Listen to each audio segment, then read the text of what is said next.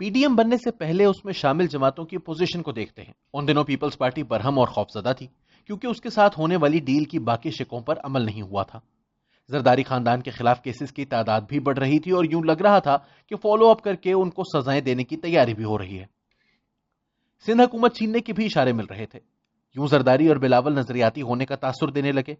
اس وقت مسلم لیگ نون کی قیادت کا بھی ذہن بن گیا تھا کہ اس کے ساتھ ہونے والی ڈیل کے شقوں پر عمل نہیں ہو رہا۔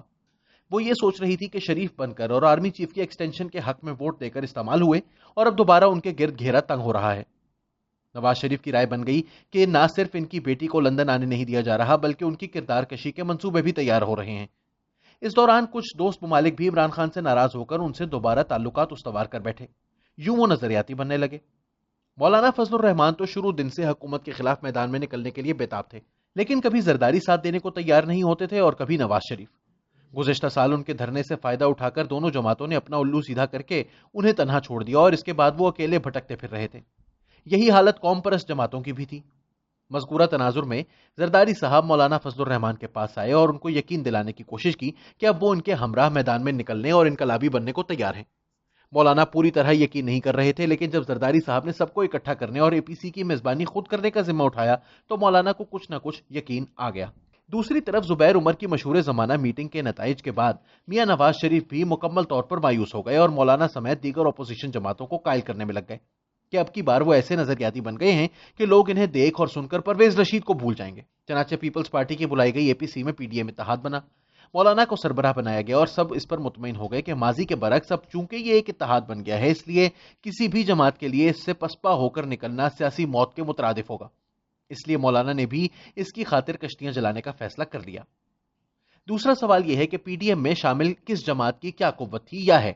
پیپلز پارٹی احتجاج میں مؤثر کردار ادا نہیں کر سکتی، لیکن سسٹم کا حصہ ہونے کے ناطے اگر وہ استعفے دیتی تو حکومت کو گرانے میں کسی دوسری جماعت سے بڑھ کر کردار ادا کر سکتی تھی اور ابتدا میں استعفے دینے پر رضامندی ظاہر کر کے گویا اس نے اپنی اصل طاقت پی ڈی ایم کے پلڑے میں ڈال دی۔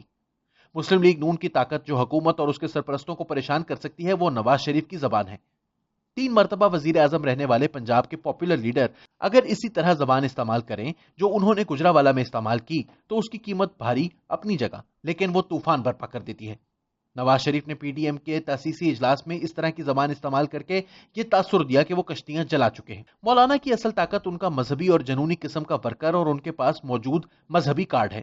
دوسری طاقت اس وقت ان کے ہاتھ میں یہ آ گئی کہ صرف وہ ایسی شخصیت بن گئے ہیں جن کی قیادت پر بیک وقت زرداری اور نواز شریف متفق ہو سکتے ہیں۔ چنانچہ مولانا بھی کشتیاں جلا کر پوری طرح میدان میں نکل آئے۔ پاکستان کا المیہ یہ ہے کہ اس کی تینوں بڑی جماعتیں یعنی پیپلز پارٹی، نون لیگ اور پی ٹی آئی رتی بھر نظریاتی نہیں رہیں۔ بہرحال جب پی ڈی ایم کا اتحاد بن گیا تو اس کا بننا اور پھر نون لیگ اور پیپلز پارٹی کا ابتدائی رویہ مقتدر حلقوں اور حکومت کے لیے بڑا سرپرائز تھا۔ کارکنوں اور عوام کی طرف سے اس کو جو پذیرائی ملی اس نے اقتدار کے ایوانوں کو اور بھی ہلا کر رکھ دیا۔ چنانچہ حکومت نے لتاڑنا اور مقتدر حلقوں نے سمجھانا بجھانا شروع کر دیا۔ ورکر اور ووٹر پی ڈی ایم کو نظریاتی سمجھ رہا تھا، جبکہ مولانا اور پی ڈی ایم میں شامل قوم پرست جماعتیں بھی کچھ وقت کے لیے غلط فہمی کا شکار رہیں۔ لیکن زرداری صاحب نے اچانک پاور پالیٹکس شروع کر دی اور میاں صاحب کو بھی ہمنوا بنانے میں لگ گئے۔ پھر خود میاں صاحب سے بھی رابطے ہوئے اور وہ بھی ایک بار پھر پاور پالیٹکس والے نواز شریف بننے لگے۔ چنانچہ فیصلہ یہ ہوا کہ سسٹم سے نکلنے کی بجائے سسٹم کے اندر تبدیلی لائی جائے گی۔ زبانی حد تک معاملہ سخت رکھیں گے اور دباؤ بھی بڑھائے رکھیں گے، لیکن ہدف سسٹم کی بجائے عمران خان کی رخصتی ہوگا۔ پیپلز پارٹی اور نون لیگ کی اس نئی سیاست کو سمجھانے کے لیے میں یہ سادہ فکرہ استعمال کرتا ہوں کہ کال احمد فراز والا ہوگا لیکن سیاست شبلی فراز والی ہوگی۔ اب یہ گیم بن جانے کے بعد مولانا اور قوم پرست جماعتوں کے پاس 2 راستے تھے، یا پی ڈی ایم توڑ دیتے یا پھر پیپلز پارٹی اور مسلم لیگ نون کی جوڑ توڑ کی سیاست کو مہلت دیتے۔ چنانچہ انہوں نے دوسرا آپشن لیا اور پی ڈی ایم اتحاد کو ایک رکھنے کے لیے زرداری صاحب کو اپنے اوپر بھاری کر لیا۔ چنانچہ پی ڈی ایم اتحاد باقی ہے اور باقی رہے گا، لیکن اخلاقی برتری اس کے پاس کوئی نہیں رہی، بلکہ اس کی اور پی ٹی آئی کی اخلاقی پوزیشن ایک ہو گئی ہے۔ جس طرح عمران خان امپائر کے اشارے کے انتظار میں تھے، اسی طرح پی ڈی ایم اور بالخصوص پیپلز پارٹی اور نون لیگ والے بھی امپائر کا انتظار کریں گے۔